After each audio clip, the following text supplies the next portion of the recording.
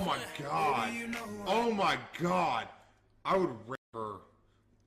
I am honestly uncomfortable making a video talking about other people and saying bad things about them when they aren't here to defend themselves. I admit the title and thumbnail are a bit dramatic.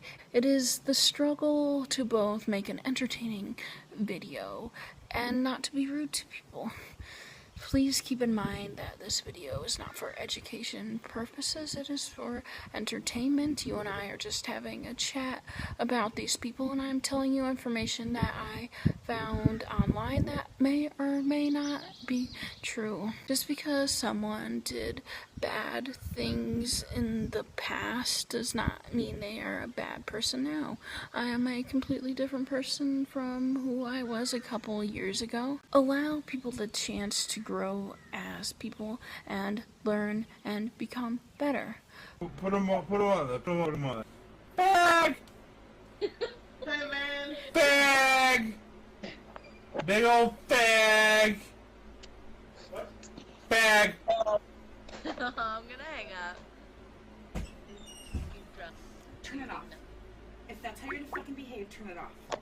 You're just jealous I'm with Yeah, Steph. that's not okay. Oh, we're okay. Really? Yeah, we're okay. Bag? It's a joke. Rizzo. It's a You joke. need to cool the fuck out. I'm cooling the fuck out.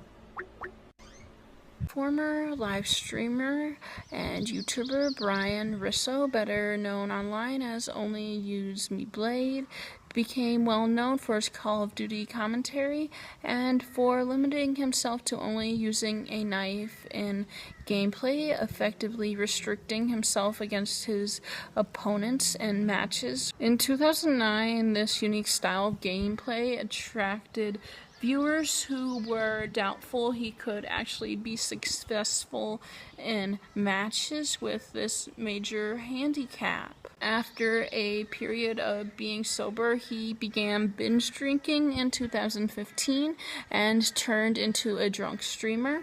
In 2020, Blade's YouTube channel was terminated. His wife Becky's YouTube account has all of his previous videos as they have been deleted. This channel only features intoxicated live streams. Blade has alcoholic myopathy as a result of his years of frequent drinking. His muscles were so severely damaged that he has problems walking, lying down, and other complications. Even when he is sober or lying on the ground, the problems persist. Blade's foot was healing in 2021 when it nearly fully turned purple and black. This is probably because his legs used to have an odd way of storing alcohol. Some people assumed that because one of his thighs was thin and shriveled, that it was a Halloween costume. His other thigh was enlarged and swollen,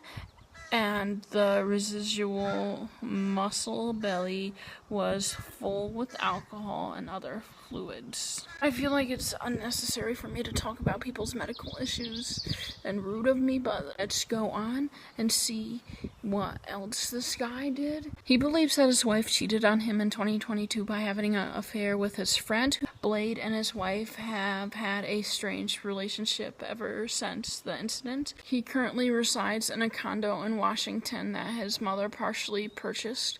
It was made available to him as part of an odd government scheme as he crashed an RV. He and his wife Becky frequently fight and intoxicated inside their condo. However, she insists she wouldn't leave him even if they lived in a homeless camp. His supporters frequently make unfunny remarks on videos of Blade inappropriately touching people and say things such as, "Wow, Blade just said the N-word and groped a kid. He did invite me to a drinking party once though, such a chill dude." I am seeing why some people see him as a despicable person and a creep. I have personally never heard of him or formed an opinion on him, though I imagine if I have any viewers that are familiar with him, I would love to know their opinion on him as I can only provide an outsider's perspective. Honestly, I am not familiar with any of the people I will be discussing today, but that's the point. I don't want to talk about well-known people like Sam Pepper, where I definitely cannot add any value to the discussion that hasn't already been done before. I want to learn new things. I want to introduce you to stories that are new to both of us, but do keep in mind I am not familiar with these situations, and we are learning and forming opinions together. This is partially relevant but very interesting to me.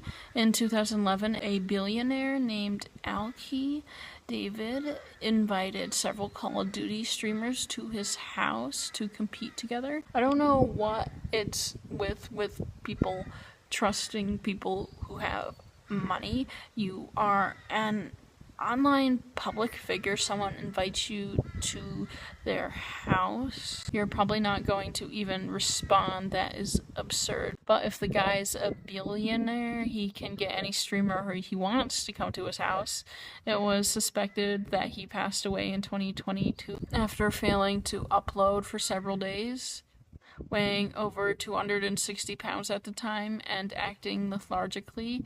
Soon after clarifying that he was still alive just a few months ago, he claimed that after becoming sober, Call of Duty was no longer his thing. He made an effort to resume gaming, but he mostly yelled obscenities at children in live chat, which obviously bothered people and made him even less enthusiastic about the game.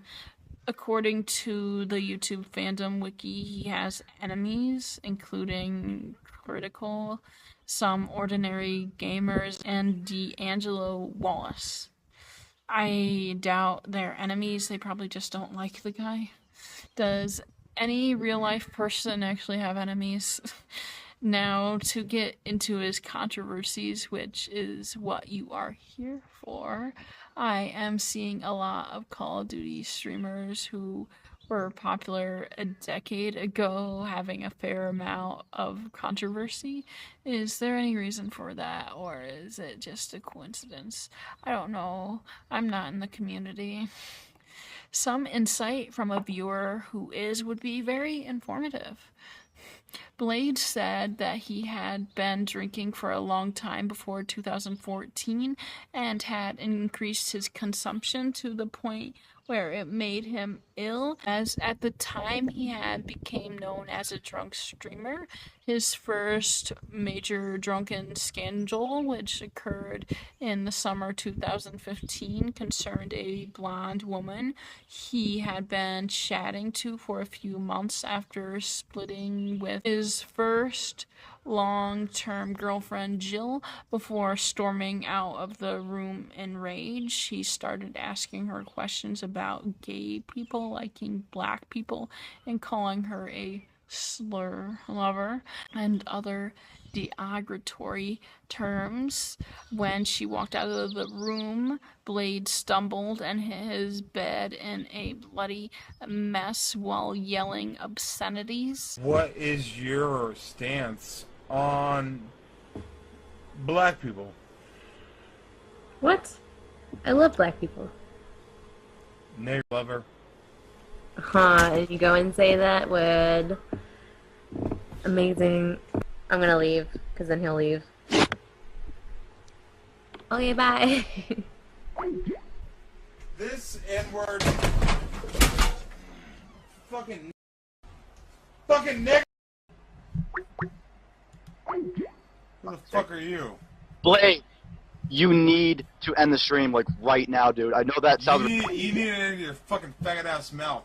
To help him, Keemstar and a few other friends joined the stream. He was generally defended by many people who wished for his recovery. Shortly after he released the I Need to Stop Drinking video, he moved to the Midwest where he could go on hikes in an effort to engage in adventures rather than lying around streaming when inebriated.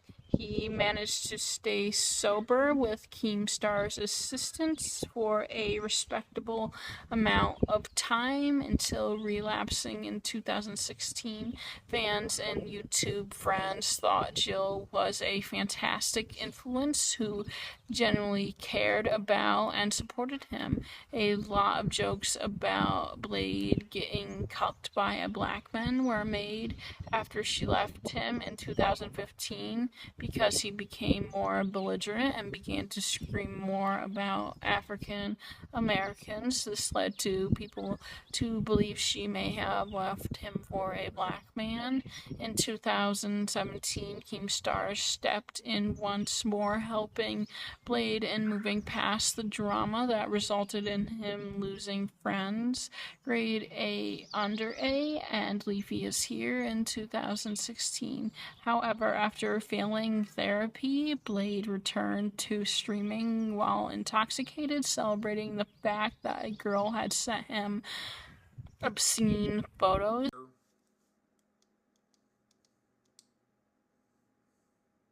Nudes! Nude hut! Nude hut. Hey y'all! Down a fire. I'll be right back. I'll be right back. At this point, there were allegations of misconduct made against him. Blade has broken down and cried numerous times, insisting that the events were all lies. Some of his accusers admitted that they had lied, but the general public still considers him unpleasant. Many who are familiar with him assert that he is among the internet's most despised individuals. As of the ratio of his likes to dislikes, though, a couple of years ago, YouTube removed viewers' ability to see dislike ratios. When it was still available, people claimed he had more dislikes than Jake Paul, who in 2016 was also seen as a massive nuisance in the community. He handed himself into the police willingly in 2019 in an effort to disprove any wrongdoing. The video about him that had the most views was uploaded by Critical in August 2019 and discussed a number of topics, including the assault scandal, the incident in which he threw his dog to the ground. Charlie criticized him the entire time, claiming that despite Blade's unsettling appearance to him, he behaved like the kind of guy who believes women owe him sex because he is hot. You've been raped. No. You should be. This guy who looks like the result of a botched fusion dance performed by a colonostomy bag and a sloth is only Use Me Blade. Now I'm sure some of you are thinking Brian was just telling a really shitty, edgy joke, but it's not. Brian, Only Use Me Blade, has a history of sexually harassing women during streams, and earlier this week found himself under more controversy during an RV stream where it appears he gets into a bed with a passed out drunk woman and thrusts. This is all allegedly, nothing is 100% proven, so keep that in mind. He's a degenerate loser. In fact, he was banned on Twitch because he got so drunk he started fingering his asshole for a $20 donation. The only reason people have ever tuned into Brian's stream is to watch him pass out and compete with each other to see who can wake him up with the loudest noise through the computer. There's a clip right before anything happens where Brian is asking one of the other men that you see in frame here if he should go have sex with the passed out girl in the back. He mentions her by her stream name, and I don't think she wants her name associated with any of this, so I'm not going to show you the clip. But the guy's response when Brian says this is he just kind of shrugs his shoulders. Every man on this fucking RV that you see here is such a piece of shit. It's unbelievable. It's like this RV is a giant pile of dog shit, and these are just subhuman flies feasting upon it, festering in this cesspool. It's fucking gross. This is the clip where the alleged incident actually is occurring on camera. I've cropped it out so you can't see it, but just out of frame, it seems as though Brian is making a thrusting motion on the bed. He's a massive man, so you can see the covers moving back and forth, and his legs are moving quite a bit as well, trembling under the body weight that they have to support. but this alleged incident is occurring at this time in the clip. Another extremely sad thing about this whole situation is the Reddit community that's trying to defend it. It's like a propaganda machine. They released like an Illuminati video trying to debunk it scientifically, but it's really poorly made, and you can clearly tell it's made by a 15-year-old. And as you can read, their excuse is basically RV was bouncing, which explains why the covers were moving the way they were, but it doesn't explain why they were moving at the same speed and the same interval during this alleged incident that occurs, and his legs were shaking due to alcohol shakes. And then throws in like this conspiracy bullet point list on why people would be making it up, and it's obviously never even occurred to this psychopath middle school lunch table loner social outcast 15-year-old that the reason people are upset is because they feel as though they may have just witnessed a crime. He also abuses copyright takedown shit. He is the max level of pathetic loser on this fucking planet. It's unbelievable. He met up with the alleged victim again in 2021, who claimed he hadn't violated her and flirted with him because he was on bad terms with Becky. However, Becky was surprised when Blade claimed he would continue to violate the victim when she was subsequently brought up. What makes someone who has these depraved thoughts feel the need to tell their wife them? In 2022, while intoxicated, Blade spat on a cat he didn't own and made sexual comments about it. Hey, pat it. Love you.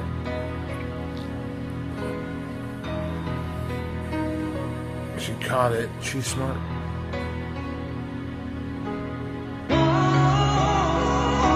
Later, he expressed regret to the owner, who was rightfully upset, but he believed the situation would blow over soon. In 2018, Blade created a Reddit account called Real Only Use Me Blade with a picture of him speaking to Chris Hansen as the profile background. Many believe that trolls hacked his account because Blade had previously attempted to remove any videos of him groping people, though having a picture of him talking to the host of To Catch a Predator would have the opposite effect of people's views on him. The image of me on the internet is that I'm a drunk asshole, and if I don't drink, that works for you? It's not working for me anymore. That's for sure. Due to constant hate whenever he commented, he abandoned the account in 2021 with people calling him insults such as human scum, trash, fat, a drunken clown, and others I unfortunately cannot tell you on YouTube. That a Japanese high school girl named Yandere-chan plays the main character in the video game Yandere Simulator. She is obsessed with the crush she has on a classmate known as Senpai, who has taken it upon herself to get rid of anyone she thinks is attracting his attention. A different girl will fall in love with him over the course of 10 weeks, becoming a target for her to get rid of. These girls can be abducted, hurt, poisoned, electrocuted, and drowned by the player, or befriended and set up with someone else. Yandere Dev, a freelance game developer from California named Alex, is the creator of Yandere Simulator. In 2014, he first presented the concept on 4chan, and after receiving positive reactions, he decided to start the development process. I have definitely seen this guy's face used in memes before, but I didn't know who he was, and I never cared to look further into it until now. I don't want to say that just because he created a game where you can torture schoolgirls that we can assume he would be a weird guy who would commit heinous acts, because I watch horror movies. Just because someone finds entertainment in gory fiction does not mean they would have any interest in committing a crime in real life. Yandere Simulator's developer has faced numerous accusations and controversies throughout the course of its creation, with the most prominent one being fans' dissatisfaction for how long the game's creation has taken. Twitch placed the game on a list of prohibited explicit games in 2016. Yandere Dev attributed the restriction to self-righteous ideologies. Now that we understand who this man is, let's delve deeper into the allegations against him. Looks like a lot. Keep in mind it gets worse the further that we go. He has stolen art used in his game on numerous occasions. After stealing an outline of another character, he said it's just a silhouette. Anyone freaking out about it is being a baby. If I remove all color and line work from the image, then it's not the artist's original work anymore. It can't count as stealing or using without credit if it's no longer the original work because of significant changes to the image. He seems to be the type to not take any accountability for anything that he has done wrong. Just continue to make excuses. You're still using something that someone else created, even if you take away elements from it. That is not meaningfully transforming it. It's not fair use, it's just stealing. An artist on DeviantArt posted, I know many of you have been notifying me of Yandere Dev stealing the stage. Thanks for the notice. My thought is that he might not have actually taken it from me, as it is not the original one in the first place. It's just an edited version. As I've mentioned, I only edited the angle. I originally downloaded the stage from a different artist and noticed that the angle was a bit off, so I went ahead and just edited the angle and put it up for download, crediting the original distributor, so people who wanted to use the stage can use it without unnecessary trouble of editing the angle of the stage. Also, some might not know how to edit it, so I'm technically just helping. What I do think is that if you used anything that does not belong to you, you should credit the original source from where you get it from. Yes, I am going to be covering every instance of controversy that I can find, so go grab a snack. We are going to be here for a while. I hope you like hanging out with me. That is not the only set he used without credit. He stopped using certain character models for the game because he doesn't want to credit artists for using their work. I get that fans were upset they were putting money into the game, though it still wasn't being released. Though he needs to realize that games take years to develop. And him stealing art to speed up the process because he doesn't care enough to create it himself is unacceptable. He has been rude to several of his fans. One of them gave him their opinions, which he disagreed with. He asked moderators to remove the user from a Discord server despite there being no rule breaking, saying the world would be a better place if the user was no longer alive. He said another person was either a young child or mentally handicapped. Even if that was true, that is completely unnecessary to say. A fan asked him a question about the game. He responded, "Who even cares about it, and why do people always bug me about this crap? Just piss off." On Twitch, he banned someone who apologized if they said something rude, saying they have been following the project for years and was a fan. Yandere Dev responded that their general manner of speaking was annoying and that he warranted a ban, especially hurtful coming from someone you are a fan of.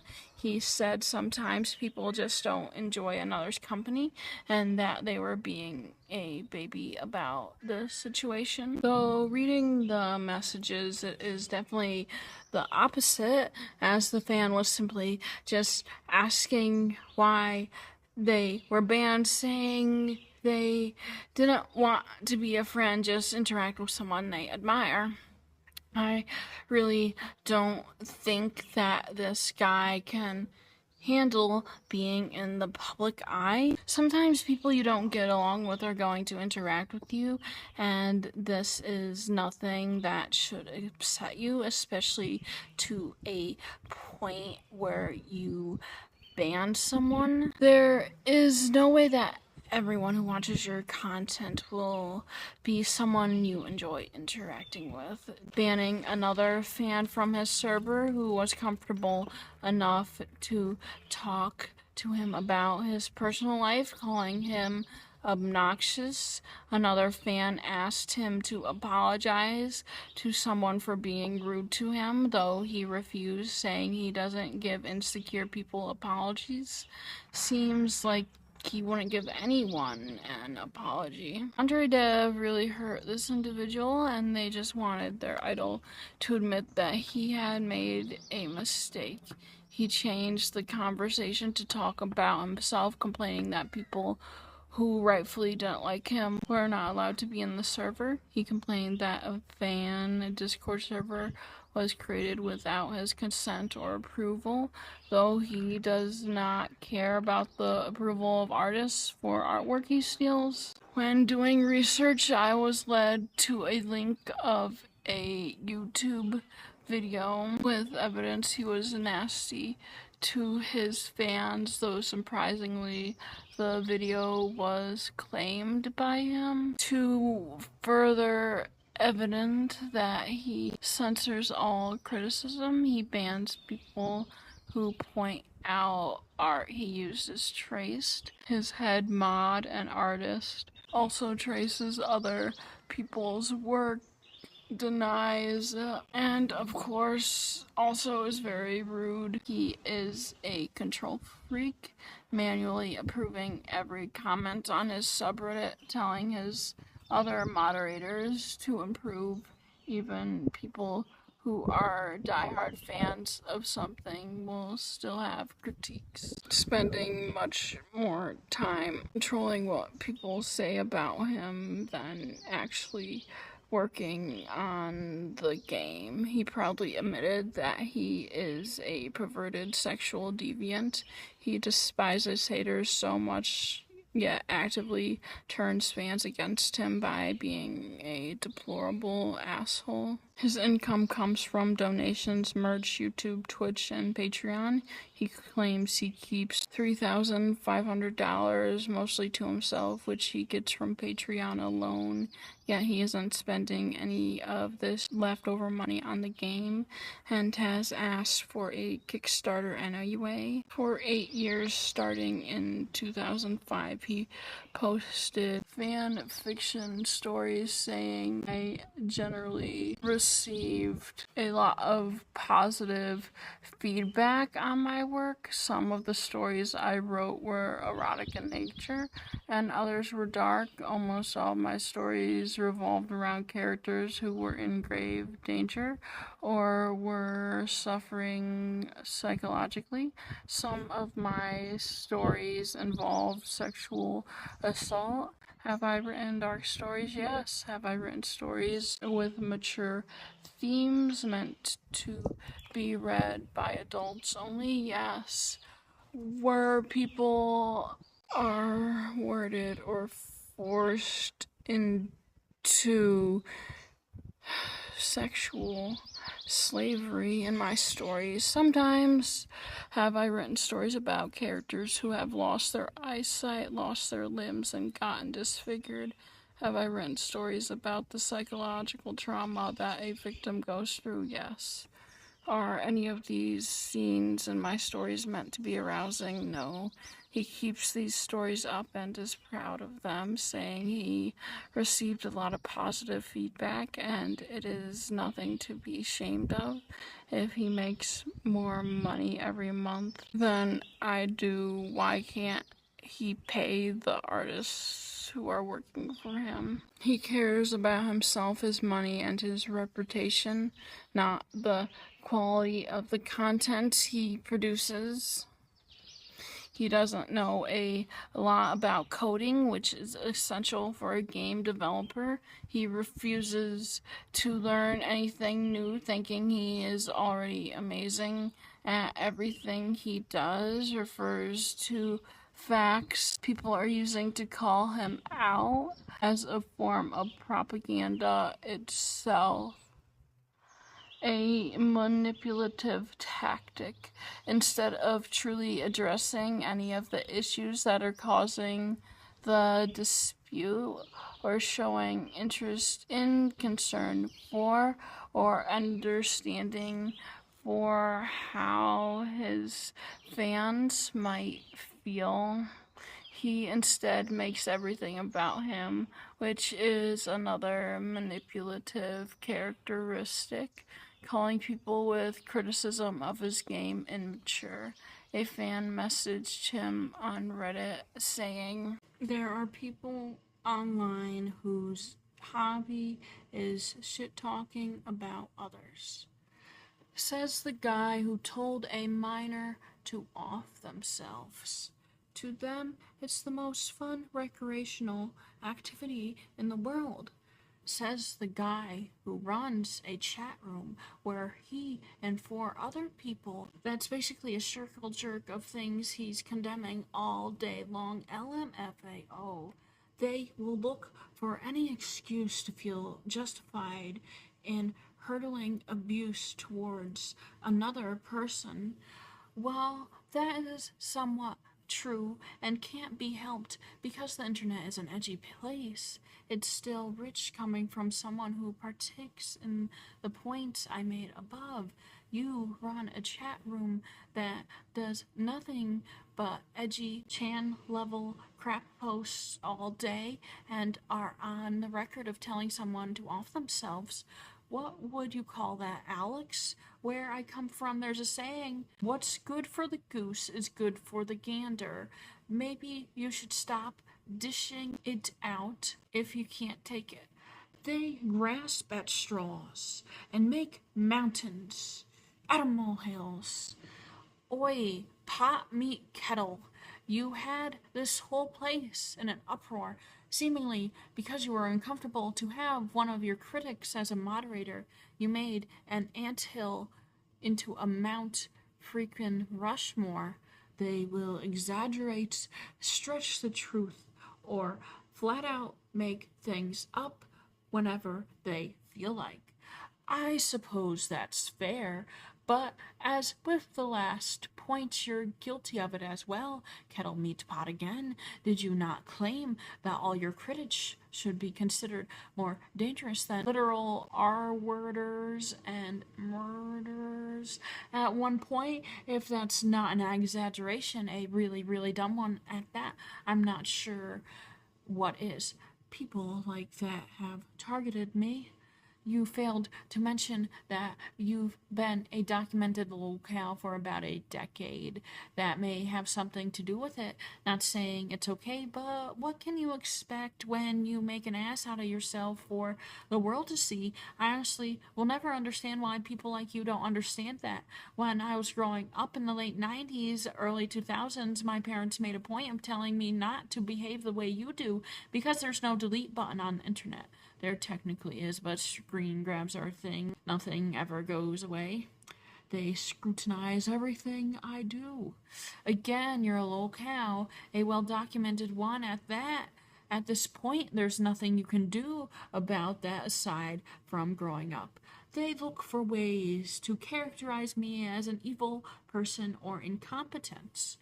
You are both those things. I don't really fault you for thinking otherwise, as it's pretty inclined with human nature to use a quote that I attribute to Dale Carnegie. Not even the most reprehensible criminals thought themselves the villain. They want to maintain the mental image they have as me, as it allows them to feel justified in ridiculing and harassing me. Alex, I'll be level with you. Nobody has made you out to be any of these things you go after. You do a better job than anyone at painting yourself in a negative light. Every single interaction with you that has been made public pretty much shows your true colors. It goes without saying that this one is no exception, where you completely shift blame to everybody but yourself. I don't think these people are mature adults. I think they're young teenagers. Either that or they really never grew out of their young teenager phase. That is rich coming from you, the least mature 30-year-old since Boogie's Francis character. It's also pretty funny that you use age as a way to insult people. Yet again, Alex, the 30-year-old shut-in, attempting to use age as some sort of pejorative, despite the fact that he's a 30-year-old man-child living with his parents and by his own admission has done nothing with his life outside of this game. I don't know what I feel more for you right now, genuine pity or the desire to laugh at you, probably some anguished mix of both. They look at my code, find one mistake, and go, he must be shit at coding. Because it's true. First off, anyone maintaining a code base for 4 years that still has mistakes as basic as the ones people constantly bringing up is absolute shit at coding, that or they don't care. Which one are you? Either you're shit at coding or you simply don't care about the product you're supposed to be producing for a salary, which I might add. If that's the case, why are you in your feelings about what people say about it? The code is fine. Oh, the lies we tell ourselves. He added a woman senpai as an option, reasoning that it was for the part of his male audience that has a preference for lesbians. He has been much less covert about his nastiness and grossness in the past, which is something to take into consideration, even if individuals can grow and change, and the person he was in the past is not necessarily who he is today. I do not want anyone to take inspiration from this video to harass anyone that I have mentioned. I just discussed them to simply make an entertaining video. In 2020, a fan brought up a concern on his website saying, one problem I've seen within all the controversy is that there's one thing that hasn't been discussed from you. When you were on a live stream and talking about Genshin Impact and giving them suggestions about more body type variations and body shaming plus size females, specifically this video in the body types of the female characters. No! What if they interpret that as there should be really fat girls? I can't type text that someone at MiHoYo is gonna read and they're gonna interpret it as make the girls like fucking whales. No. I have to just go straight forward. The girls' boobs aren't big enough. One thing, it's obvious that it isn't an old clip from one of your live streams because 1, the VTuber sprite, and 2, Genshin Impact makes it obvious. If you weren't a body shaming person, you wouldn't say that at all, and possibly add more diversity for your characters. The females' breasts are diverse enough, so I am not referring to that. I personally think Amai would be a character to be at least a bit chubby, considering she's the leader of the baking club. I say the same for some cooking members, since the current models aren't really resize friendly. I'm suggesting this stuff for whenever you get new character models. Another variation suggestion is skin tones. Just because it's Japan doesn't mean they all need to be white or tan. Diversity is important for a game like Yandere Simulator because it has multiple different people and it kind of gets boring to see two skin tones. In summary, can you explain the incident and please add more proper character variation for both females and males? I'm sure I'm not the only person to ask for more diversity in the game. You want the game to be almost realistic, to add more realistic characters. Sorry if I sound rude. Never meant to, so please don't think I'm being hateful. He responds, sometimes I deliberately say tacky things just to get a reaction out of the viewers and see if I can get anyone to laugh. And sure, I was just kidding around. He wrote in a very long post on his website saying, when I was younger, in my late teens and early 20s, I did a lot of stupid and embarrassing things. I wrote a lot of whining posts about feeling lonely, having low self-confidence, and worrying that I'd never have a girlfriend. When I streamed video games, I would often yell at my viewers and throw temper tantrums at games. I was immature, cringy, and embarrassing in just about every way imaginable. As I entered my mid-20s, I realized that I wasn't proud of any of my behavior and did my best to change myself and turn my life around. I got a job at a video game company, I made friends, I stopped basing my self-worth around relationship status, and I did my best to drop all the habits that I was ashamed of. I became a much happier person. In 2013, I realized that I had acquired the skills necessary to independently develop video games, so I left my job to become an indie dev. Around 2014, I pitched the idea of Yandere Simulator on 4chan's V message board about video games. Everyone who posted in the thread loved the idea of the game, so I began working on it. For a few months, everything was wonderful. We were having fantastic threads and having a great time planning out every aspect of the game. But eventually people realized that Yandere Dev was actually that cringy guy from back in 2009 who was always either whining or raging. Slowly, the focus of the thread stopped being about my current project and started being about my former self. Instead of discussing game design, game mechanics, and gameplay, the threads became exclusively about ridiculing me for who I was in the past. V no longer wished to support me or my project, even though I had spent months building a game for them. It was incredibly disheartening, especially when I had put so much effort into improving and rebuilding myself. Around that point in time, Yandere Simulator was discovered by big YouTubers like Jacksepticeye, Markiplier, and PewDiePie. The game got a new audience, and I got a fresh start.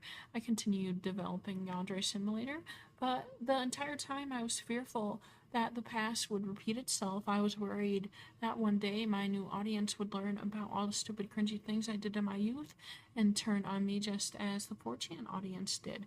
There are people in this world whose hobby is shaming and ridiculing other people, digging for dirt in other people's lives. Is their favorite pastime humiliating their victims is like a recreational activity for them. They'll go as deep as they possibly can go into your personal life and look for absolutely any quote, screenshot, or chat log that can be used against you. They're not doing it for any noble reason. They just enjoy the cruelty of it.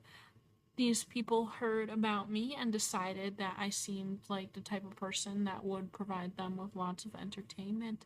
They get amusement from shaming and ridiculing people, so they choose to perceive me as a shameful, ridiculous person. They judge me based on things that I said over a decade ago and use ancient chat logs and out-of-content screenshots to convince themselves I'm a cartoonish caricature of who I actually am. I'm a human being with emotions. I'm frequently put into very unpleasant and stressful situations, and sometimes my judgment is clouded by frustration and anger. As a result, there have been times when I was short-tempered and rude. These moments account for less than 1% of my interactions with other people. These people judge me exclusively on these 1% of regrettable moments. It validates what they want to believe. They're not interested in truth or reality, just a shame and ridicule. They want to maintain a mental image of me as a pathetic, whiny and cringy loser because it facilitates their hobby of mocking and humiliating other people. They want to cling to a warped and twisted perception of me because an exaggerated caricature is more fun than a boring person with normal flaws. They grasp at straws, make mountains out of molehills, jump to conclusions, believe people without evidence, and convince themselves of things that had never happened. Imagine that there was a time in your life when you weighed 500 pounds, but then you went on a diet and achieved a reasonable weight. Now you only eat a candy bar once a month. However, some weird people stalk you and take photos of you whenever you eat a candy bar and try to spread a narrative that you're a fat pig who is constantly stuffing your face with junk food. That's the situation I'm in, except instead of portraying me as candy eating, they portray me as my old self from the past. It wouldn't be a big deal if some weirdos wanted to gossip about me quietly in their little corner of the internet, but instead they sought to colonize as many sites as possible. They created blogs about me on Tumblr, threads about me on Reddit, videos about me on YouTube, etc. They're committed to spreading anti-Yandere Dev propaganda as far as possible and convincing my fans that I'm a lazy slacker or a scam artist or a P-word or whatever other fantasies they believe in. For the past couple of years, I've been constantly worried that one day their propaganda will spill out into the mainstream and begin to change the hearts and minds of my followers. I knew that some of my fans were aware of the propaganda, but I didn't know how many or if it was the sort of thing that people actually cared about. I didn't know if the propaganda was going to spread slowly over time or if it was going to spread rapidly as a result of some controversial event. On June 1st, I uploaded a video about the photography club. I saw the usual comments, jokes, memes, constructive criticism, but I also observed that a significant number of comments were insults from people who had been brainwashed by anti-Yandere Dev propaganda. I realized that this nonsense was starting to poison people's minds and that I would have to start addressing the issue. I decided my next video would be about Osana. When I uploaded the Osana video, the comment section was invaded by anti-Yandere Dev crowd, determined to turn fans into haters by bashing me and describing me as a twisted caricature of who I actually am. There were also lots of people asking about Tiny Build and spreading ridiculous theories about why the partnership had ended. Every other comment was either an insult, ludicrous misinformation, or questions about Tiny Build that I was afraid to answer for legal reasons. I didn't want the Yandere Sim fan base to see all that nonsense, so I started deleting abusive comments and removing comments about Tiny Build. When fans noticed the comments were vanishing, they accused me of censorship and not being able to handle criticism. Even though I was only deleting insults and misinformation, I realized that I was in a lose-lose situation. I didn't want propaganda and misinformation to poison everyone's mind, so I simply disabled the comments altogether. This turned out to be one of the biggest mistakes I've ever made. A lot of fans were absolutely pissed about comments being disabled. It was interpreted as an attempt to silence criticism rather than shut down abuse and misinformation. Rather than protecting my audience from propaganda designed to make them doubt me, I unintentionally gave my audience a good reason to doubt me. I'd never been in such a situation before, and I was at a complete loss for what to do. When YouTube comments were no longer available, the conversation continued on my blog, now with more accusations of censorship. I panicked and closed comments on my blog. This left the fan base with two choices for where to discuss Yandere Simulator: in the comment sections of videos that are bashing me, or in subreddits and Discord channels operated by people who explicitly dislike me and are delighted to see people talking trash about me. As a result, a huge portion of my audience has now been exposed to content from people who think I'm a villain, who are trying the best to convert fans into haters at the risk of sounding melodramatic. It's probably the worst thing that possibly could have happened. I've had a few days to think everything over, but the next course of action isn't clear. This is primarily because there is no way to confirm how many people actually care about any of this. My most recent video has 68,000 likes and 8.5 thousand dislikes. If we attempt to use these numbers to determine how the Yandere Simulator fan base feels right now, then approximately 12.5% of the audience has turned against me, and the remaining 87.5% of the fan base is still on my side. We also have to consider the fact that many of the people leaving dislikes on the video were never fans to begin with. Those dislikes are just coming from the crowd of people that ridicule others for fun. Over the past few days, I've received a countless number of supportive and encouraging messages from fans, ensuring me that they don't care about any of this dumb drama and they're still on my side. I'm extremely grateful to everyone who emailed me with kind words. The ratio of fan mail to hate mail has been 95% to 5%. Perhaps this means that all of the hate and ridicule is coming from a very vocal minority. Perhaps only 5% of fans are susceptible to being converted by propaganda. Of course, if you check subreddits or Discord servers operated by people who strongly dislike me, then you'll see a lot of people shredding me into pieces because the people operating the subreddits and servers love seeing it. However, that wouldn't be a very accurate way to gauge the overall sentiment of the entire fan base. It's obvious that you see a lot of hate and ridicule in places that encourage it, operated by people who want to see me torn down. Some people are immune to drama, gossip, and rumors. It bounces off them like bullets bounce off Superman. They simply don't care. There are fans who think it's obviously absurd to judge me based on cringy things I did decades ago. There are fans who would never judge me based on the out-of-context screenshot from a previous phase of my life. There are fans who can be understanding and forgiving with me for losing my temper during times of intense stress. There are fans who don't have any interest in stupid rumors and character assassination propaganda. Let's say that there are two types of fans, type A and type B. This time I'm staying away from the biased terminology like chill and heated. Type A would be the crowd that doesn't care about the drama, doesn't care about the gossip, doesn't care about the rumors, doesn't care about any of this, and just wants me to get back to work on my game. They simply want to see me make progress and aren't going to give a second's thought about any stupid propaganda. That type B would be the opposite. Yandere Dev streams video games for 3 hours a day. Type A would say, so there are 24 hours in the day. Even if you play video games for 3 hours, there is still plenty of time to be productive and get lots of work done. Type B, wow, what a lazy piece of shit. Development is taking a long time. Type A, that's to be expected. Most ambitious indie games made by small teams take around 5 years to be completed. Type B, wow, he must be a scam artist who is intentionally dragging development out for as long as possible because he's trying to milk his Patreon. The question is, what percentage of the population is type B? Is it 95%, 87.5%, 50%? If the people who care about stupid rumors are the majority, then I may actually have to go through the trouble of publicly debunking every stupid accusation that has been leveled at me. But if they are actually just a very tiny minority, then I can simply ignore it all and get back to work on my game right now. I'm not actually sure about the best way to determine this. Instead of focusing on what I don't know, all I can do is focus on what I do know.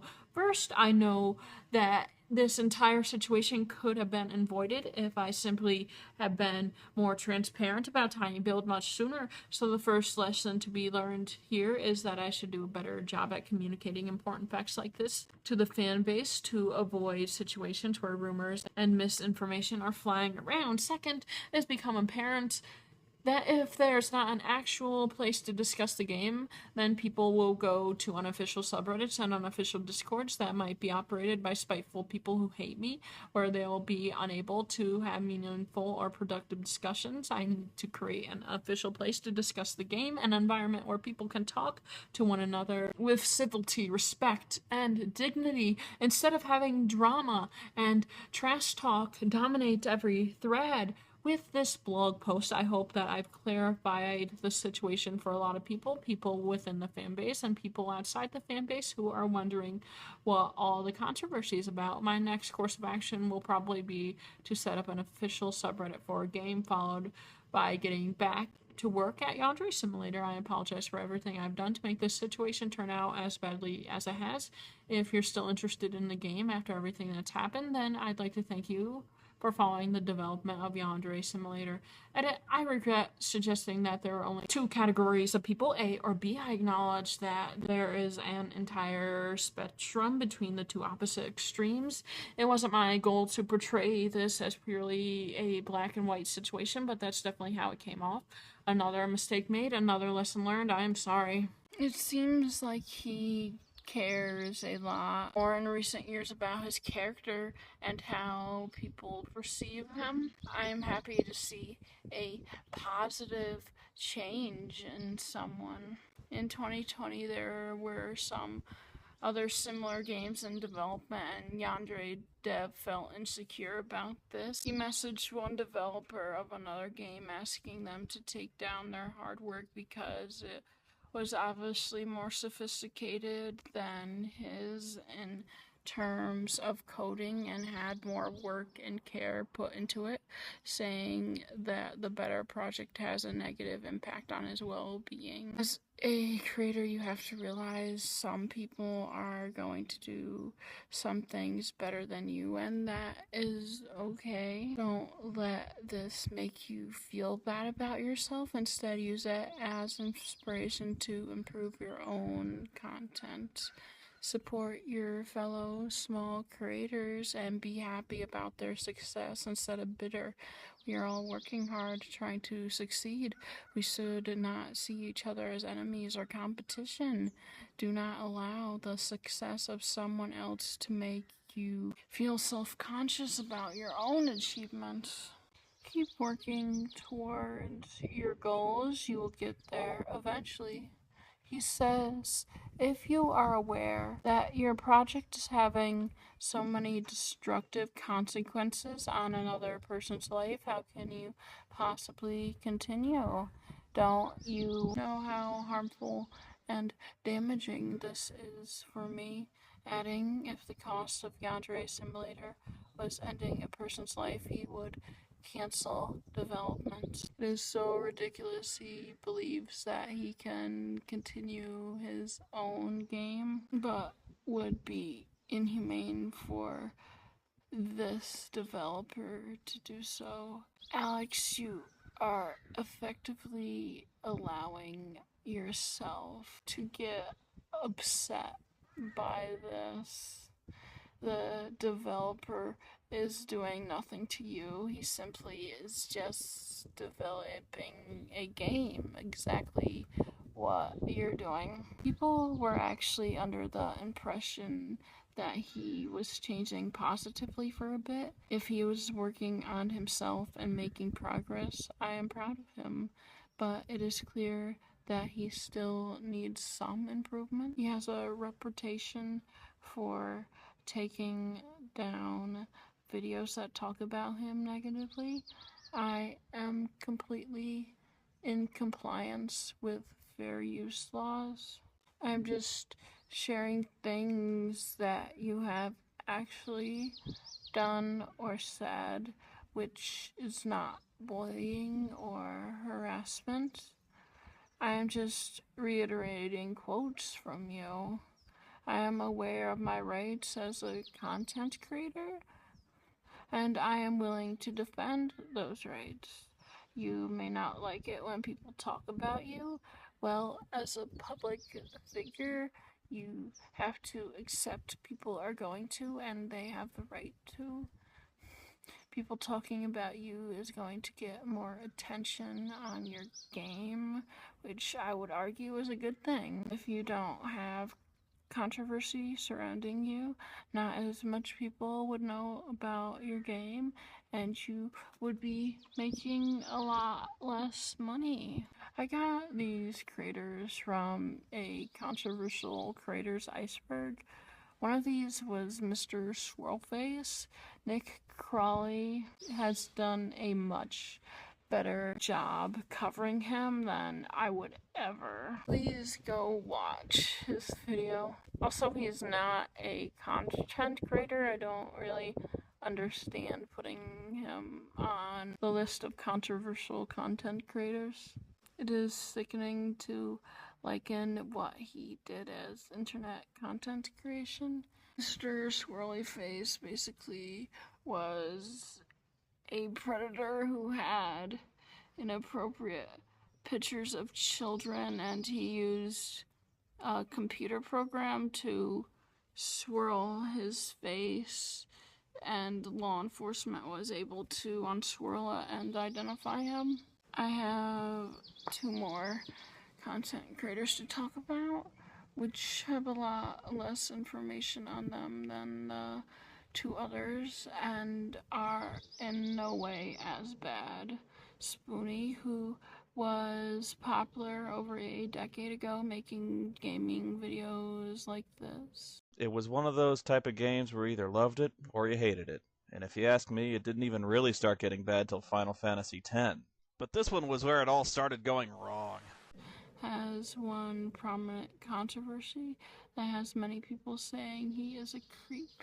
In 2012, he posted a tweet targeting another YouTuber saying that if her relationship doesn't work out with her current boyfriend, he would chain her up in his house and make love to her. Okay.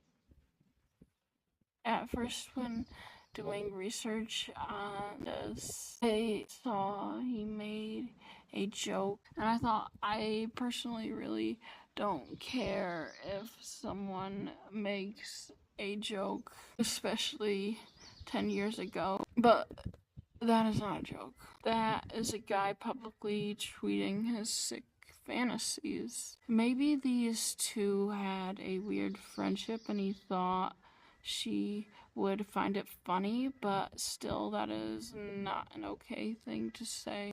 So there's a heat advisory in New York State today, and I'm still insane enough to film outside because the YouTube grind never stops. Well, I felt so faint, I could barely even hold myself up. I already drank all my water. I feel better now. But still, that is not an okay thing to say.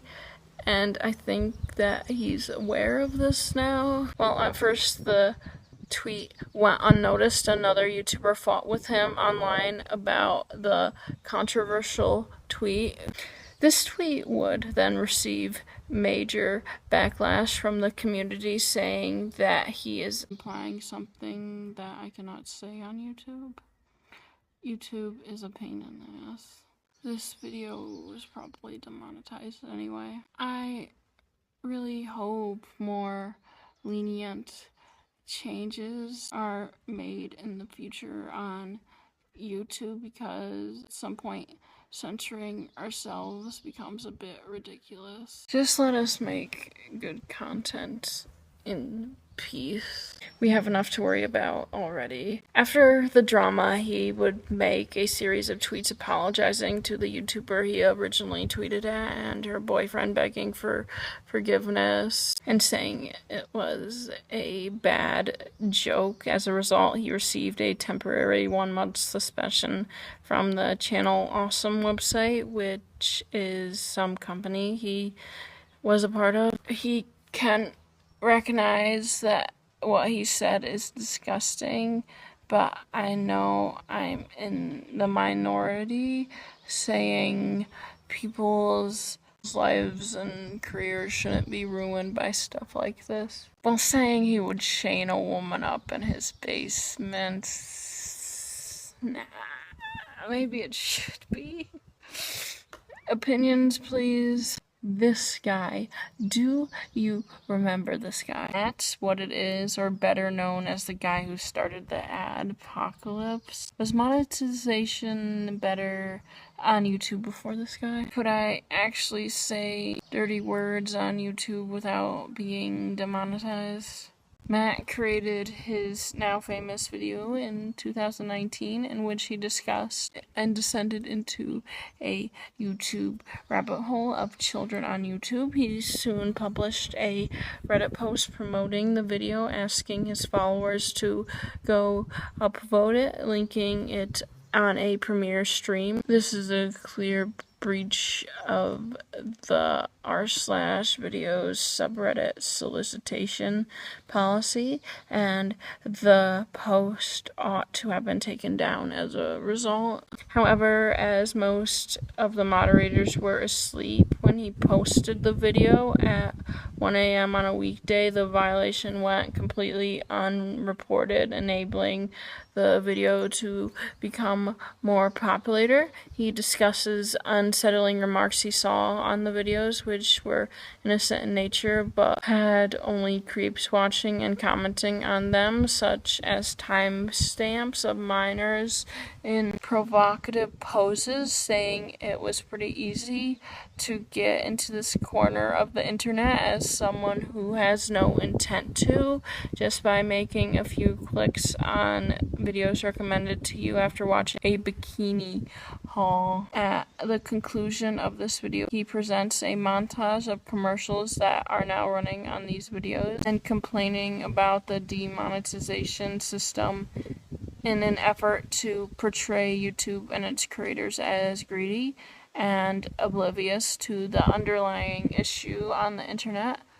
Who cares if a multi-million-dollar corporation is greedy?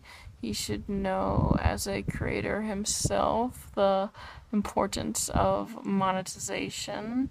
Small creators work so hard, and at this time, they barely got paid. He should care about them, the small people whose lives and livelihoods were majorly negatively impacted by this. He should have brought attention to the issue without encouraging advertisers to pull and impacting the creators who had absolutely nothing to do about these videos. In an effort to get companies to completely stop advertising on YouTube and start an adpocalypse, he also urged his audience to get in touch with marketers and multimedia businesses. Additionally, he created the YouTube Wake Up hashtag and urged his followers to use it widely in order to spread awareness about his video. So why am I discussing him in this video? Why would I categorize him with the other guys? Many strange videos were posted on Matt's former totally uncreative account, including his NoFap blog series, him asking a schoolgirl if she wanted to record an adult video from his car, and him having relations with a blown-up doll. Many found the material to be upsetting, which I do not have a problem with him creating odd videos. But do we see the hypocrisy here? As previously stated, he so drastically negatively impacted those just like him.